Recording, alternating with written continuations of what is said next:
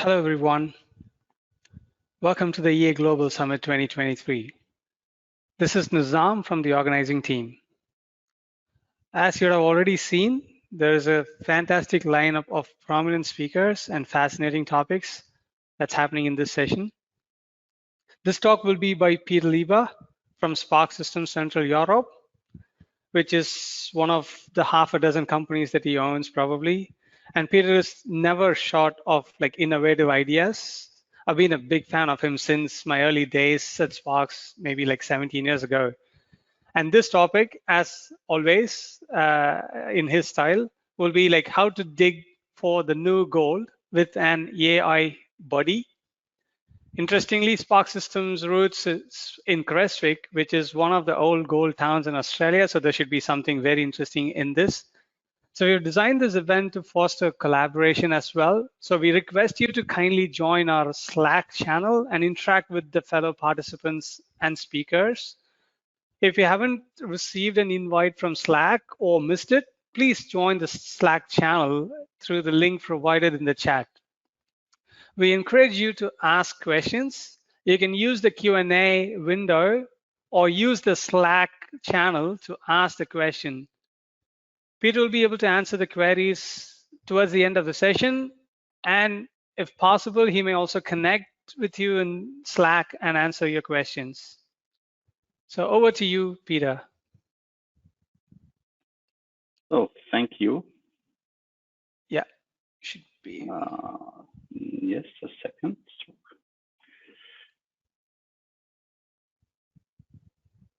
So it's transporting the things over the world, so it takes a while. I typically want to start to give some background, and I promise there will be enough time. And I hope that my friend, my AI buddy, is responsive as it was in the morning and not as in the afternoon where it always says, sorry, I'm too slow for you. But I want to give you some introduction into this story behind artificial intelligence a little. And you see the story starts in 1953. And I was not born there. It's almost 70 years plus when it went today. The principles behind all this artificial intelligence and all our beliefs behind artificial intelligence. So a short introduction of mine. I'm the CEO of Sparx Systems Central Europe, plus the CEO of Sparx Services in Central Europe, where we have a little focus on enterprise architecture management. But by this year, as a new announcement, we'll also have some model-based systems engineering and not only the partners dealing with that story. So we will help the onboarding into model-based systems engineering as well. A little fake focus on data architecture as we have some experience there, but to let you know. Because of Corona, I got some nice additional responsibilities. I'm currently the president of the oldest entrepreneurs association in Austria since 1839, and also the vice president of the Association of Austrian Software Innovations. And this helps to see a little bit more than just the modeling world, also the other software domains. What I personally believe is that innovation needs models. I'm not a big fan of continuous improvement processes, so meaning cutting down 10%, whatever. I'm really keen to see things growing. I really prefer to collaborate with people that also have an innovation genesis and want to bring that innovation into market, because innovation is only successful if it at the end comes into a market situation, meaning that there is also some money there.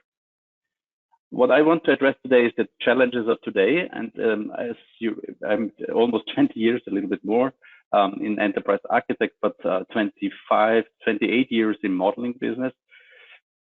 I always repeat some major aspects. I left out, and it's just here written as a short reminder, the model maturity model that I brought last year. It's still valid, of course, and it's improved, of course. But I want to spend a lot of time in this live aspect because slides are nice. You can trust them or not, but I want to show always something live in inspiration. So this is the repeat part. I think the challenges with modeling, and it's from the very beginning, So before even UML raised up in 1996, it's always about not only about the tool challenge, it's all about languages, it's about methodology, how to succeed with modeling, and it's about experience. And very often you fail in one organization, you have to move forward to another organization. And we are really lucky as Sparx Systems, and I'm really sure that a lot of you are really a kind of fans of Enterprise Architect, the methodology behind, the customizability of the tool, the possibility to adapt the languages very easily, to implement your own methodology, and of course, the way how the tool reacts with that. But you need all the 4 dimensions, and therefore it's so hard to implement. And the fool with the tool keeps the fool, so you can use Enterprise Architect in a very weird way. We have seen a lot of drawings in the past. That was not modeling, it was more drawing. To use Enterprise Architect just as a better visio. I accept this as an entry point, but it would be much better to have models behind. But if you're a genius and you have no tool, then you will not be productive. So this is my major 2 reminders in this aspect. And languages, I mean modeling languages, of course. So if you are in the enterprise architecture domain, then you need, of course, Archimate nowadays, because it's a very popular language. And you need BPMN or maybe also DMN, so decision modeling and notation. And on the other hand, still UML is a very important playground in the direction of data and architecture on this design level, but down to code generation or database modeling. And to fail with modeling approach is also easy possible. And we have also lost some friends in the past. I always was hoping that they will come back, and some will come back, of course. Luckily, we are still in the growing mode. But if you try and to use Enterprise Architect to model in a very intuitive way, and you stay alone, then the benefit is not that high. And over time, you give up because no colleague is adapting and using your models because it's too weird. If you try to make more a bigger approach, to have a complex scenario, want to adapt a lot of capabilities, and you have no support at all, then it's also a good chance to fail, because there's more money in the game than it's the failure is faster. Or you define a strategic aim where you want to go, and then you go to AVR under us. You go to the IBM consultants or to the megas this world, and then you want to get a tool, and you want to get the consultants and everybody in the tool as you wish. And you hire hundreds of consultants, you will have a perfect model, but over time you will try to transform it into your organization, you will also fail. And so what we have learned over the decades already is that it's more clever to find a minimum viable product. So it's a really very agile approach to identify what is really useful. And it could be a very small thing like automatic document generation. It could be a dictionary, glossary. We have seen one presentation, and there is a very powerful modeling capability for glossaries nowadays. Really small things. We have now at a huge bank, they have done a lot of adaptations and customizations. But the big benefit, the big bang for the entire organization was this multi-cloud strategy, where they were able automatically to deploy to several cloud systems their software, and this was all done with Enterprise Architect. So a very small thing could be a breakthrough in your organization. And then settle it, and then find the next one, a next step. It could be 3, 10, 100, whatever. And at the end, you will reach your strategic aim with modeling. So the big bang is not successful, the intuitive approach not. So really try to follow the iterative principle. So this was my reminder of the last year. So only 2 slides. But what I want to address today is that the model is the base for the new gold. And maybe you've heard data is the new gold, or customers are the new gold, and digging for data, and so on and so forth. And I was really thinking about my past and what I have learned at university. I have not been that long there. I'm just a 2 years university guy, and then I went to Sparx. So the new nowadays, if you want to attract management, you have to say data is the new gold, and we have to have a holistic view to data. And in the reality, data is a very detailed level, and it's really hard for a manager to understand the principle behind. Then you're having nice terms like data mesh or data warehouse. And maybe you will see in the version 17 also some aspects in this direction. But it is very important to allow insights along the entire customer journey to identify which kind of data is relevant. And you have to enable innovative data-driven business models, and it's named digitalization, more or less. And not all organizations are able to achieve that, but you have to go there. And additionally, for today, I think an AI buddy, and hooray, ChatGPT made it the new program for artificial intelligence. But I think that it was always there. It was statistics, it was analytics, it was clever mathematics. But now we have kind of a breakthrough in the behavior and the possibility to interact more on the language based. And you will see later a little bit what I have in mind about this artificial intelligence. But it could be a very great helper to train an artificial intelligence with data that is not only publicly available, but also only in your organization. But you have to understand the principle that there is an architectural landscape, and architecture brings me in the direction, of course, of enterprise architect and its possibilities to deal with architecture. And there's an old model, and I give you a German joke later, a translation joke. So the base is the data, and out of the data you can't get information. That is a principle that I learned very early. Data is the zeros and the ones. But if you have no context, then you cannot deal with data because you don't understand it. So you need structure and information. And to interpret the information is kind of knowledge. And to be beyond that, you need a wisdom. And the challenge in German regions, only a German issue, is that knowledge is named Wissen. And Wissen sounds very similar to wisdom. And so in the German region, we decided knowledge is enough.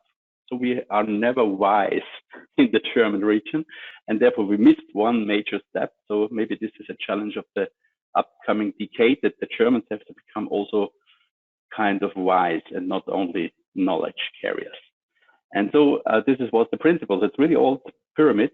Maybe nowadays you would say Akku or Wi-Fi, whatever below, but we are, this is the pyramid, the original one. And there is a transition from data to information to knowledge to wisdom. It's understanding relations, understanding patterns, understanding principles. And that means also that you can be more content independent the higher you get, because if you're wise, then you can adapt wisdom to, or knowledge to, other domains as well. So this is what the principle is behind. If you try to add an AI buddy, then AI is very powerful in data and understanding relations, including because of statistics, of course, and interpreting is as information. If it comes to understanding patterns, it's very early stage. Understanding principles is trained by humans. Still, the challenge that AI doesn't understand human principles so far. It's a digital humanism manifesto that was originated in Vienna. We are really proud of it, and the UNO there are studies in the Austrian universities about this. So it's originated, I think, in 2017 in Vienna, again for this human manifesto, digital humanism. But if you try, if you add this person, I don't like personally Larry Ellison, but he has some good quotes. So that the knowledge is still a human thing and a wisdom at all. If you take it upside down and say, okay, more like a sales funnel, then you have a huge number of measurements that brings you to facts, brings you to data, then to information, then to knowledge and wisdom. So you can increase the levels. And in the other direction, wisdom adopts knowledge. Knowledge has to be compared to compare information, data. You need samples and observe. I have learned that if the artificial intelligence does not have enough data, then you have to use the data. And that makes things, again, a little bit weird, but producing data to help an artificial intelligence to learn is now at the good principle. You have not enough data. So in our domain, it could be another topic. And again, I want to address these 5 A's principles. You need architecture management, you need management attention, you need awareness for architecture, you need the architecture yourself. And then, of course, you need the architect.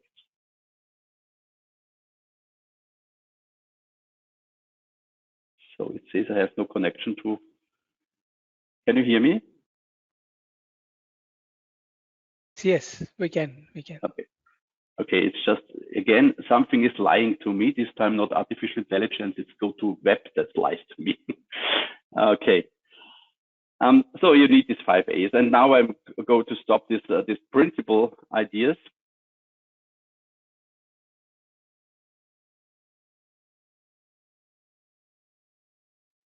And bring it together to these maturity levels. But at the end, we want to see something live, what I mean with artificial intelligence in the modeling domain. So I close all this stuff. And as I'm a brave guy, I have to be sure some source code behind. So it's really on the debug shell. So what I have done, I asked ChatGPT how to implement an add-in for Enterprise Architect. This was the first lie of ChatGPT to me, because there was a mistake in the sample with the brackets, but I found it out because I was already experienced in somehow in add-in development. And I have developed by the help of ChatGPT an add-in. It's the Sparx Europe AI demo. It's a demo. It's not part of the tool. It's just a playground how we can incorporate and it's artificial intelligence into your modeling work. And I have activated ChatGPT 4 and some plugins there that should help us to incorporate some modeling. So I will ask my ChatGPT, and I'm a friendly guy, I always say, please, can you provide a bank account system model to me? So the issue is that ChatGPT is not that fast. So I am directly discussing with ChatGPT, and it helps me. And it starts with an ERD, so it's a database model he has in mind, because wherever in the world for bank samples we had a lot of database models, and it identifies already some entities and some relationships. And what it does, it automatically renders also a diagram for me. This is, you can choose, I think there is currently Mermaid or Plant UML, some Miro, whatever open source or free license tools that are available to produce these visual representations. And here we get an ERD out of my request for a bank system.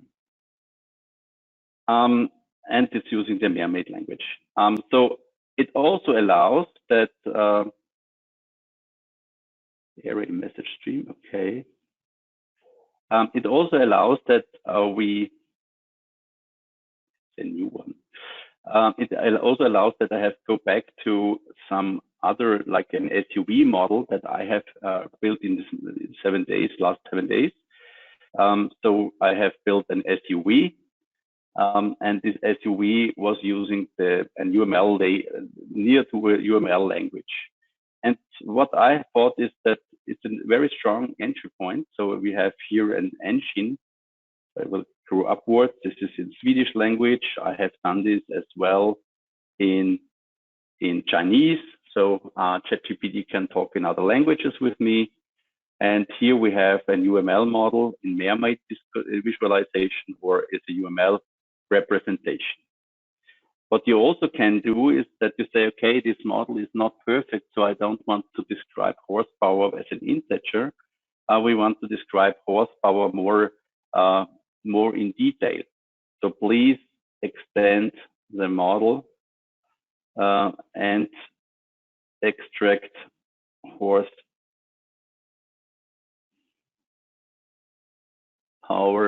to a separate entity. Of course, you can ask him also in German, but I always mix it up. So go downwards. And what he does, he takes the diagram and now creates an additional entity that deals with the horsepower. It depends a little bit on the bandwidth that you have available on the daytime, but I have just a normal account at ChatGPT, not the premium account, so just the normal one. This renders now additional attributes. So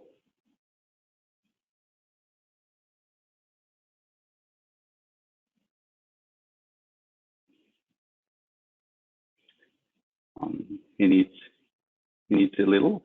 And now we have a new visualization of the diagram that has extracted the horsepower to a separate entity. So an engine has horsepower, and it consists of a value and a string, a unit definition. And if you are done with the interaction with your AI buddy, because you can do this, of course, with an expert that is modeling, but if you have done this with your AI buddy, at the end, you can just press this button, import into current package, and it takes the entire model.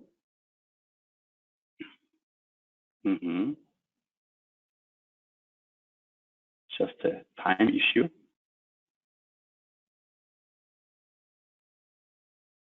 And renders this into Enterprise Architect. And automatically does the auto layered capability as you would have done if it manually. So the origin is artificial intelligence. You have discussed with it. Of course, you can say, okay, this is not enough for me.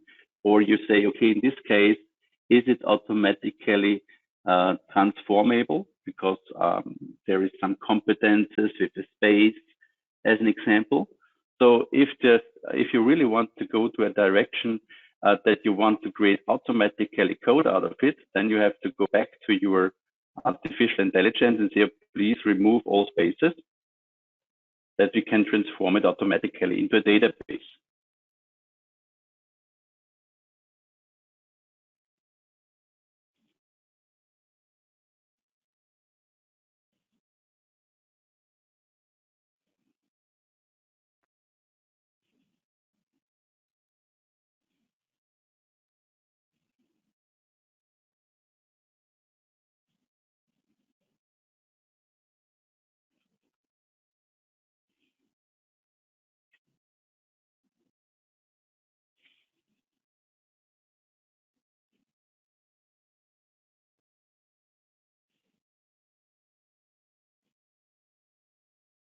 So during its calculating, we can also switch. I have prepared because I'm currently a Chamber of Commerce Association, I have prepared also an international chamber association sample that is rendering automatic from a central body, member chambers, committees, partnerships, events, and so on and so forth. So you have really a huge possibility to start your modeling. And what I have learned from my wife is that the starting point is always the challenge. So if you want to write an email or a letter, and in this case, if you start modeling, then it is a great helper that ChatGPT helps you to give you an introduction, and then it's very easy to go on with your modeling work with Enterprise Architect, because you have a very strong starting point already. And if you want to explore it or to have another language, you can choose it. But I want to have now the source code. Please provide plant UML sources of this diagram.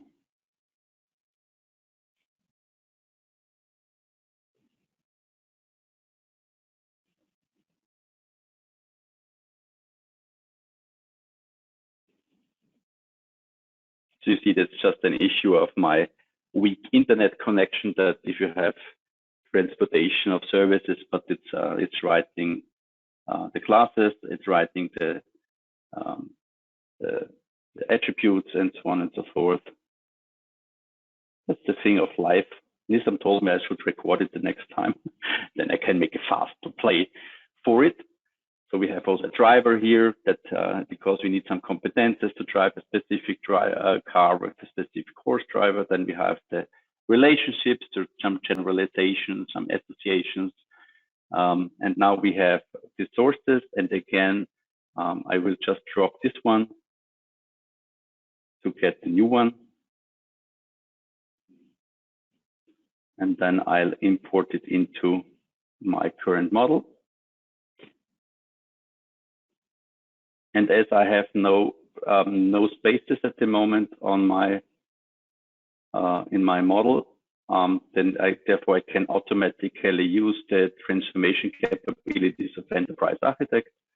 So we have automatically got the answers. So we have no spaces here anymore. And of course, I can now use all this transformation capability that Enterprise Architect provides out of the box, and say, okay, we want to transform it into a DDL in the same package. And I do the transformation as you would do normally with Enterprise Architect, or you generate your unit tests, of course. So it's really a nice capability that it's combining techniques from our tools with techniques from nowadays techniques. So, and now we have also an entire class model for it. And you can also see the DDL that is built upfront, originated from ChatGPT generated model with all the relationships that are inside of this model. So the trick is to have an automatic transformation of ChatGPT textual representation. And what is also nice, it can also go in the other direction. So I have done also the give me a specification question. So you provide a model and then ask ChatGPT to provide what is the system behind. So then you get as a summary an interpretation in the language that the user can also understand. So this was an insurance, and it was originated from a relationship model. So it was fed by my system with a lot of details, and it came back with what is the story behind. So I was providing the diagram and asked what is the story behind. And first we got a one-to-one representation that is maybe not very useful for a manager, but we can also go on a higher level and ask, okay, as I am a manager and I'm not aware of these details, please give me a management summary. And then we get the written words, what was behind my architecture. This is still a very detailed level, but it's possible to go also in this direction with this AI body that is used in this context. Okay, are there further questions to my current representation of visually generating bank account systems, SUV class models, insurance models for brokers, electric control units? So it's really very powerful. If you have any need for an entry level, of course, it's also providing ideas to improve the model. So you can say, give me more operators if you need them.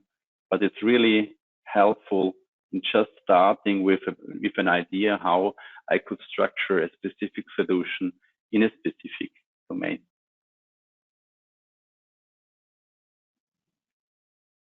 Okay.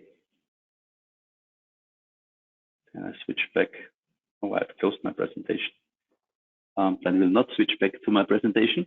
So are there any further questions? Yes, so there are quite a few questions from the users, but are you done? You want to switch to the questions, Peter? Yes, that's fine. I think everybody should have got what's the idea. In my dry run, I needed 1 hour and 30, but now I'm much faster, why ever, because ChatGPT is slow and I'm so nervous and therefore I jumped over the results. But yes, of course, open for questions. Okay, so there are quite a few questions. So Stephen, I think it was Adam, who was kind of saying, is the AI buddy a product for sale or something that they could try out?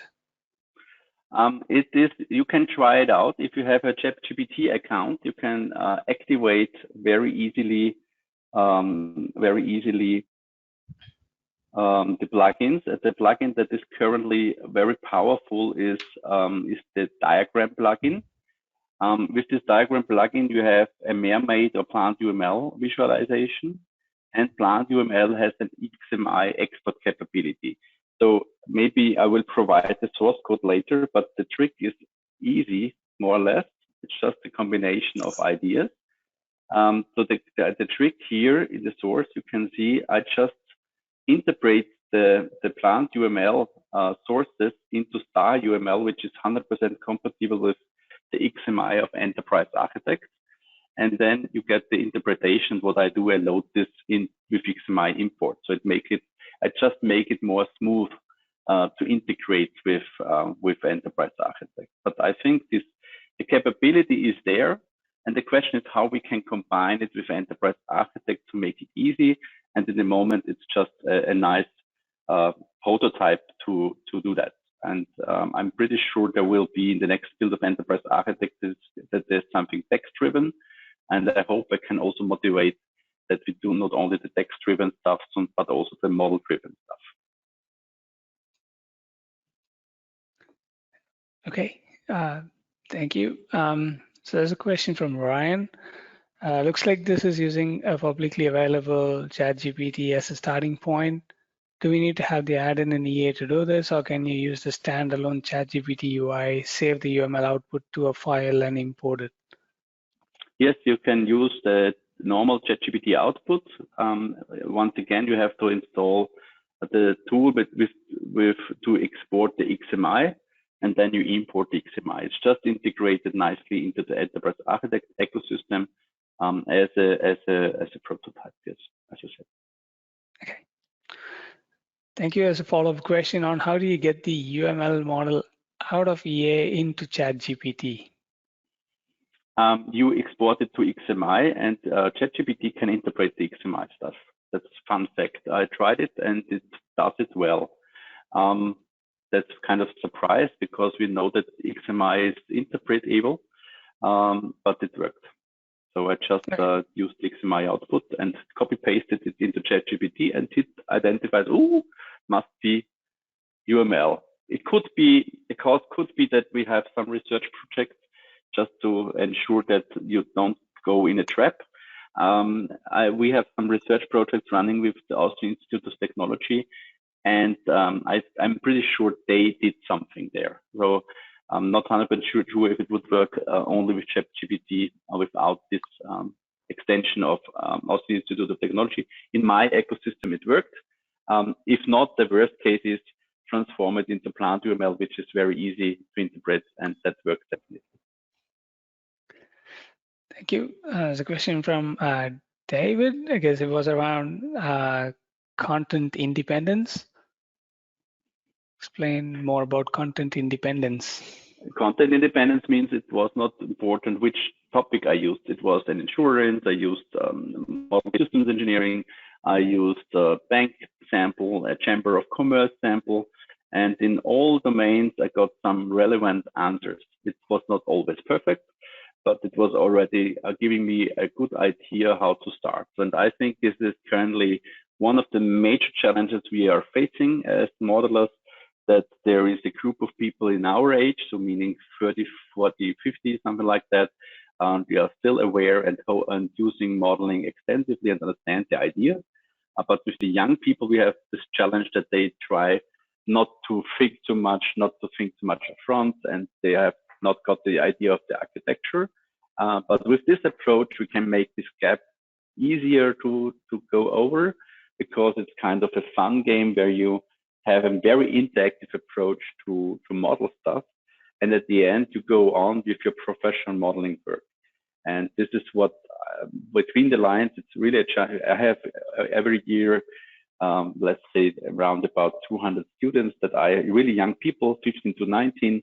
And it's getting harder and harder to explain why architecture is important, because ChatGPT is also creating source code. But if you want to go as a professional and to want to go for architecture, there is kind of a gap that we have to fill. And it looks like a nice entry for them to get a nice model in a very short time with a very interactive approach. And so our hope is as well to motivate young people to stay with modeling and understand the principles and the philosophy behind. And then we will succeed in the future also with our modeling approaches for sure. Thanks, Peter. I think there's more like, how do we get the demo model? Is it possible to get the demo model? I think you answered this question. Yeah. I can share, of course, the model, but this is only a result. I just throw it away and recreate it. So if you want to get this ChatGPT up and running, you need this 20 euros account, $20 account from ChatGPT. Then you have to activate the proper plugin, and then you start writing. Please be kind to ChatGPT. It can become very angry. So I had a thread where I discussed about the layout function from Enterprise Architect, and it was like, oops, now it gets an angry engine. So because it was always wrong with the Enterprise Architect API, it was misleading me for this layout capability. So we have here this create an Enterprise Architect add-in. Of course, it's a new work of collaborating. Don't search for something again. You get also the hint how to write your own add-in, and all the mistakes that you find online are also in the ChatGPT, of course. But so it's a nice entry because ChatGPT does also help you to write the right code to interact with Enterprise Architect. So it's really a new way of collaboration and understanding. But the challenge is, again, you have to know what you want to get, that you can verify if that what you have got is valid. And so don't trust all the results that is coming back. But one challenge I had was with the layouting. I think it was somewhere here where I was really discussing very long with my AI buddy that she or he is wrong. It's easier to say she's wrong because it really tries. Now this is the correct answer, but after a lot of wrong rounds. So it was, sorry in German, sorry for the confusion. You are right. It's not EA project, it's repository. And it was really wrong a long time because I think layouting or layout diagram is not very often used in the web. And so it was hard for ChatGPT to find the right answer. It was guessing something. So it was lying to me.